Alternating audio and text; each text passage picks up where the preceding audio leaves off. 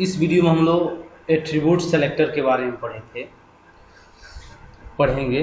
तो आप लोग बता दें कि एट्रीब्यूट क्या होता है। तो जैसे मान लीजिए अभी हम लोग HTML पढ़े थे, HTML में जैसे हम लोग लिखते थे ए हैरिफ, तो ए क्या होता था, टैग होता था, और हैरिफ क्या होता था, एट्रीब्यूट होता था। तो एट्रीब्यूट के बारे में हम लोग पढ़ेंगे कि एट्रीब्यूट जो सेलेक्टर होता है क्या होता है। तो आप लोग बता दें कि एट्रीब्यूट सेलेक्टर में अलग अलग एट्रीब्यूट होता है, इसके अंदर अलग अलग वैल्यू होता है। जो वैल्यू जो एट्रीब्यूट जैसे मैच करता है वैसे वो अप्लाई होता है, क्योंकि एट्रीब्यूट सेलेक्टर के अंदर बहुत सारे सेलेक्टर होते हैं। तो एट्रीब्यूट सेलेक्टर कह रहा है कि attribute selector are a special kinds of selector that will match element based on the attribute and attribute value. जो एट्रीब्यूट जो एट्रीब्यूट के वैल्यू होता है उसके अकॉर्डिंग जैसे मैच करता है एलिमेंट, उसी के बेस पे वो अपना डिजाइन करता है। जो चीज़ आप अप्लाई किए हैं प्रॉपर्टीज स्टाइल वैसे अप्लाई करेंगे। There generic syntax consist of square bracket. हम लोग को इससे पता चलेगा कि यहाँ पे स्क्वायर ब्रैकेट, यहाँ पे एट्रीब्यूट सेलेक्टर का यूज किया गया है। तो जहाँ जहाँ स्क्वायर ब्रैकेट लगेगा वहाँ पे हम लोग जानेंगे यहाँ पे एट्रीब्यूट सिलेक्टर है, उसके अंदर अलग अलग आपका टैग होगा, वैल्यू होगा। तो इसमें स्क्वायर ब्रैकेट का यूज किया जाता है। Containing an attribute name follow by an optional condition to match against the value of the attribute. अब देखिए इसमें जो होता है एट्रीब्यूट सेलेक्टर, देखिए इसमें बताए थे कि एट्रीब्यूट सेलेक्टर के अंदर अलग अलग वैल्यू, अलग अलग एट्रीब्यूट आप अप्लाई कर सकते हैं, उसमें अलग अलग सिंबल होता है। तो जो एट्रीब्यूट वैल्यू जैसे मैच करेगा वैसे वो अपना अप्लाई करेगा। तो इससे पहला हम लोग देखेंगे एट्रीब्यूट सेलेक्टर में करेंगे टाइप्स ऑफ एट्रीब्यूट सेलेक्टर। तो इसमें पहला जो होगा आपका एट्रीब्यूट होगा, ओनली क्या होगा, एट्रीब्यूट होगा। दूसरा है एट्रीब्यूट इक्वल टू, अब उस एट्रीब्यूट के अंदर कौन सी वैल्यू आप दिए हैं वो वैल्यू होगा। फिर से एट्रीब्यूट और यहाँ पे सिंबल है अप एरो का इक्वल टू वैल्यू। आपका चौथा है attribute asterisk equal to value, attribute dollar equal to value, attribute इसको बोलते हैं टिल, इसको टिल बोला जाता है। तो attribute tilde equal to value, और लास्ट आपका attribute R equal to value. तो जैसे लिखा है वैसे हम लोग वहाँ पे लिखेंगे। जैसे इसमें क्या होगा, इसमें जब एट्रीब्यूट लिखेंगे तो एट्रीब्यूट के आगे जस्ट यहाँ पे अप एरो लगा देंगे, इसके आगे एट्रीब्यूट जो भी लिखेंगे उसके आगे आपका एस्टिक। एट्रीब्यूट का मतलब समझ ही रहे हैं आप, जैसे कोई टारगेट हो गया, कोई अल्ट हो गया, जैसे अल्ट हो गया, SRC हो गया। तो SRC में जैसे एक के अंदर हम लोग SRC लिखते हैं, उसके अंदर भी आप उसमें टारगेट लिखते हैं, है ना। तो वो सब एट्रीब्यूट होता है। तो ये एट्रीब्यूट में यहाँ पे तो जैसे लिखा गया वैसे हम लोग करेंगे। तो इसमें सबसे पहले हम लोग देखेंगे ओनली एट्रीब्यूट के बारे में। तो वन बाय वन सभी को हम बता रहे हैं, आप उसको समझ लीजिए और प्रैक्टिकल कर लीजिए। अब यहाँ देखिए पहला है एट्रीब्यूट क्या होता है, ओनली एट्रीब्यूट।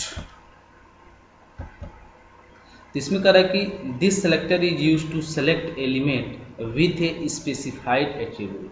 मतलब एक विशेष प्रकार का एट्रीब्यूट रहेगा, उसको आप सेलेक्ट करेंगे और उसका हम लोग यूज करेंगे। जैसे अब देखिए यहाँ पे सबसे पहले जैसे मान लीजिए इस सेलेक्टर का यूज करके CSS का जो कोडिंग होगा, जो स्टाइल प्रॉपर्टीज होगा, उसको कहाँ पे अप्लाई करना है उसके अकॉर्डिंग। अब देखिए यहाँ पे यही एट्रीब्यूट है अल्ट।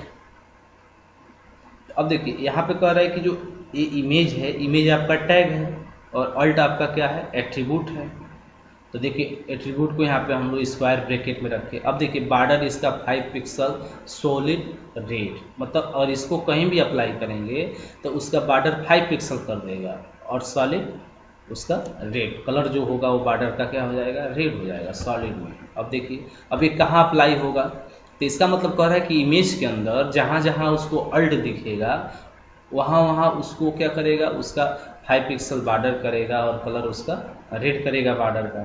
तो इसका मतलब यही होगा। तो चलिए हम लोग चलते हैं, इमेज का यूज किया गया। तो इमेज ये है, तो अब इमेज के अंदर हम लोग अल्ट एट्रीब्यूट खोजेंगे, अल्ट। तो अल्ट के अंदर यहाँ पे देखिए अल्ट में आपका एक इमेज आप लगाए हैं, WhatJPG इमेज लगाना बताए हैं पीछे। इमेज SRC के द्वारा लगाते हैं। फिर से इमेज ये भी है, इसके अंदर भी अल्ट हम लोग खोजेंगे। तो अब क्या होगा, यहाँ पे 2 इमेज तो हमारे वेब पेज में दिखेगा, लेकिन दोनों का बॉर्डर हो जाएगा, और बॉर्डर की मोटाई जो विड्थ जो होगा 5 पिक्सल होगा, और कलर क्या हो जाएगा, कलर आपका सॉलिड रेड हो जाएगा। तो जहाँ जहाँ इमेज टैग के अंदर जहाँ जहाँ अल्ट एट्रीब्यूट दिखेगा वहाँ पे CSS क्या हो जाएगा, स्टाइल वो अप्लाई हो जाएगा।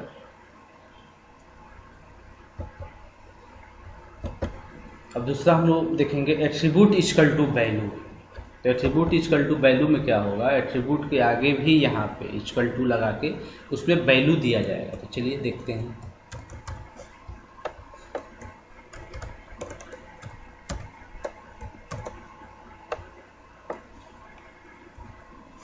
देखिए एट्रीब्यूट वैल्यू, इसमें कर रहे हैं this selector is used to select element with specific attribute and value. जो एट्रीब्यूट भी रहेगा और वैल्यू भी रहेगा जो स्पेसिफाइड होगा, जिसको आप मैच करेगा उसको आप करेगा। अब देखिए, अब यहाँ पे IMG क्या है, टैग है, अल्ट क्या है, एट्रीब्यूट है।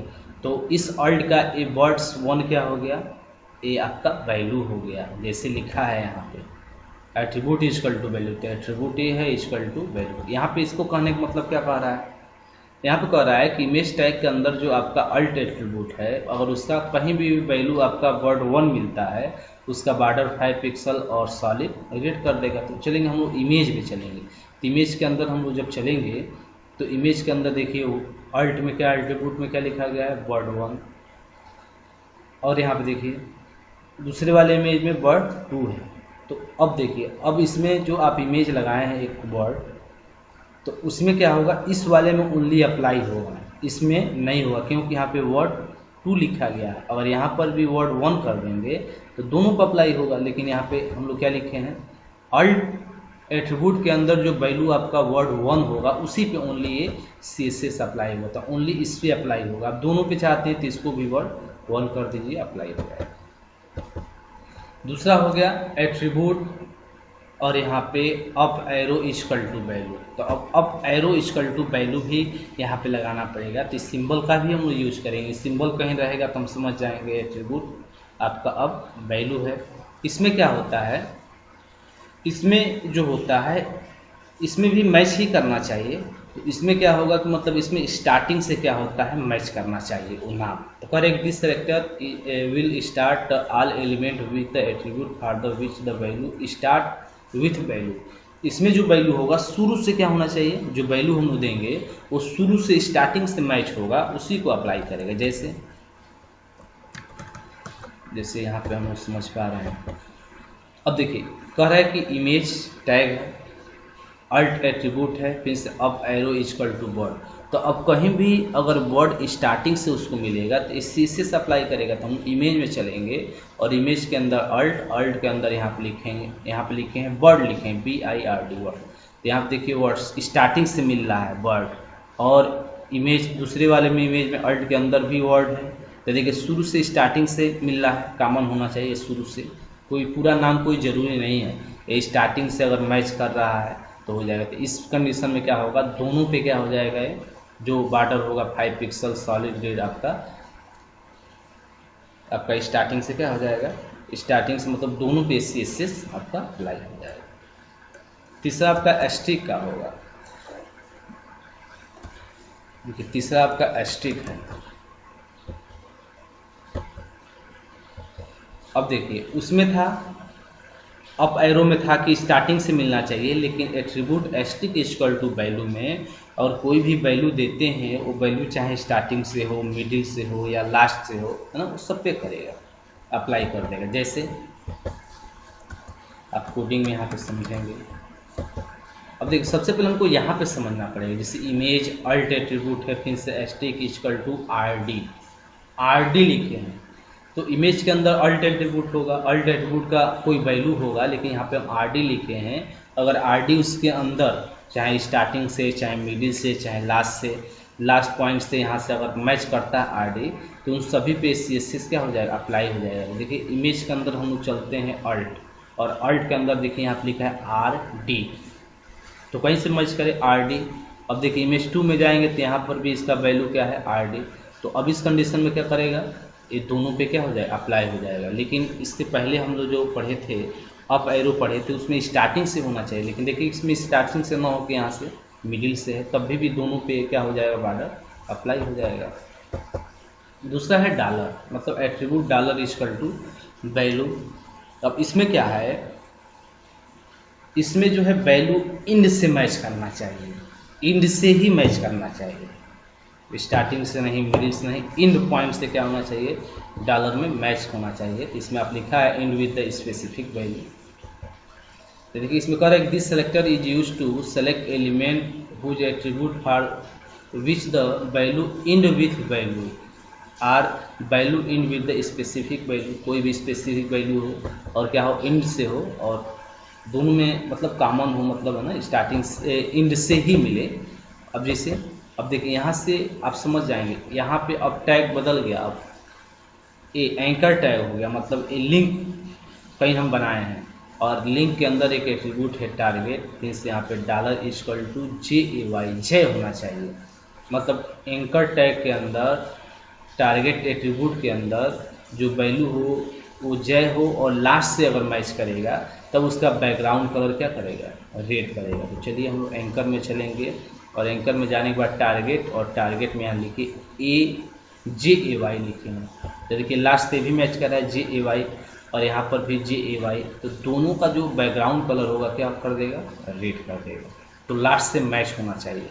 अभी इसको शुरू में लिख दे AJ, तो AJ अगर यहाँ पे लिख भी देंगे तो इसका भी नहीं होगा, इसमें तो मान लीजिए शुरू में नहीं है AJ, लेकिन इसका भी नहीं होगा क्योंकि लास्ट से मैच होना चाहिए।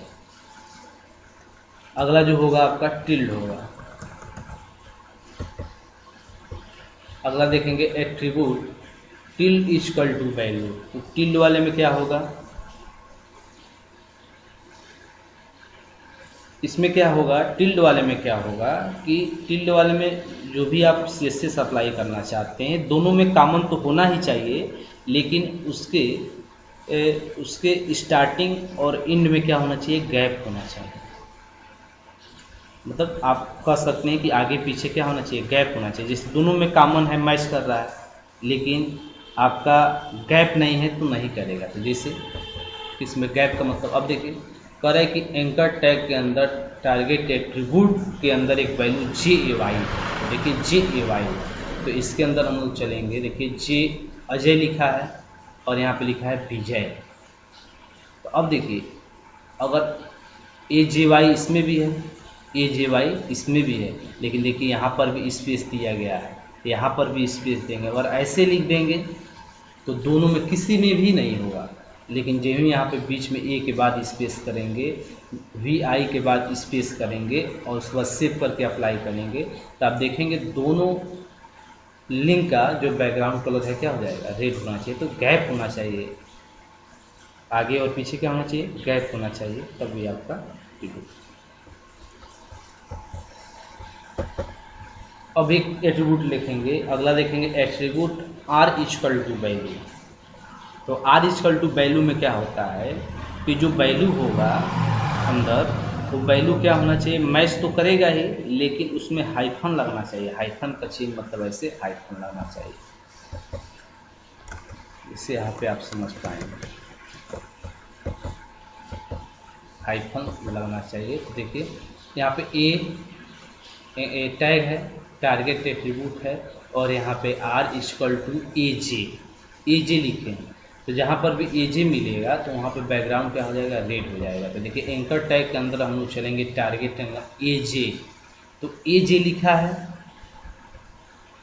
AJ, तो AJ लिखा है, तो यहाँ से अगर AJAY अगर अजय रहेगा तो इसका लिंक जो आप बनाएंगे, गूगल का जो लिंक बनाए उसका बैकग्राउंड कलर रेड नहीं होगा, लेकिन जेमी AJ के बगल में क्या दे दिए, हाइफन। तो यहाँ पे हाइफन होना चाहिए, हाइफन जब रहेगा तभी आपका क्या होगा, ए अप्लाई होगा। तो बीच में इसमें हाइफन होना चाहिए। आपको बता दें ग्रुप सेलेक्टर होता है, तो ग्रुप सेलेक्टर में क्या होता है, जैसे मान लीजिए हमको H1 कई बार लिखे हैं, पैरा आप लिखे हैं H1 H2 3 है, तो उसमें H1 को अलग बैकग्राउंड दिए, H2 को अलग दिए, H3 को अलग अलग दे रहे हैं, तो अलग अलग आपको लिखना पड़ रहा है। लेकिन ग्रुप सेलेक्टर में क्या होता है, एक ही बार कामा के द्वारा उसको सेपरेट करके H1 कामा H2 कामा H3 और कोई CSS स्टाइल आप लगा देते हैं तो एक ही बार एक ही कोडिंग में सेम हो जाएगा, है ना। तो एक ही बार सभी पे क्या हो जाएगा, जितने भी हेडिंग रहेगा सभी पे हो जाएगा। जैसे ग्रुप सेलेक्टर का यूज करके कर रहा है कि, लेकिन इसमें क्या होगा, सेम स्टाइल आपका होगा। ये तो है कि group selector select all HTML element with the same style definition. We have to group together by the separating each element with comma. Comma के द्वारा सेलेक्ट, जैसे मान लीजिए यहाँ से आप कोडिंग समझिए, आप इसको ऐसे भी लिख सकते हैं। जैसे H1 लिखे, H1 के अंदर H1 में जो भी हम कंटेंट लिखेंगे उसको, उसका अलाइन सेंटर हो, कलर उसका रेड हो, H2 में सेंटर हो, रेड हो, है ना, इसमें भी रेड है, तो इसमें अलग अलग भी कलर दे सकते हैं। लेकिन हम चाहते हैं कि एक ही कोडिंग में ये सभी हो जाए, तो यहाँ पे H1 कामा H2 कामा H3 और एक ही कोडिंग, मात्र इतना ही कोडिंग लिखेंगे तो इतने ही कोडिंग में क्या हो जाएगा, वो सभी अप्लाई हो जाएगा। वो ग्रुप सेलेक्टर होता है, जिससे यहाँ से आप समझिए। अब देखिए H1 कामा H2 कामा पैराग्राफ, इस सब के लिए हम लोग एलाइन दे दिए सेंटर, कलर येलो और फॉन्ट साइज 20। अब जितने भी आप H1 H2 चाहे जितने भी पैराग्राफ आप यूज करेंगे उस सभी का एलाइन सेंटर हो जाएगा, येलो हो जाएगा, तो इसको अलग अलग लिखने की ज़रूरत नहीं होता है। तो ग्रुप सेलेक्टर में कामा के द्वारा अप्लाई होता है। देखिए H1 है, H2 है, H3 है। अब इसको आप अप्लाई करेंगे, देखेंगे सभी का एलाइन सेंटर में जाएगा, पेज में सभी का कलर रेड हो जाएगा और फॉन्ट साइज कितना हो जाएगा, 20 पिक्सल हो जाएगा। तो ये आपका होता है ग्रुप सेलेक्टर। तो अगले वीडियो में हम लोग पढ़ेंगे CSS प्रॉपर्टीज के बारे में, बैकग्राउंड के बारे में। तो इसको आप लोग एक बार ज़रूर वीडियो देख के इसको समझ लेंगे, नोट कर लेंगे।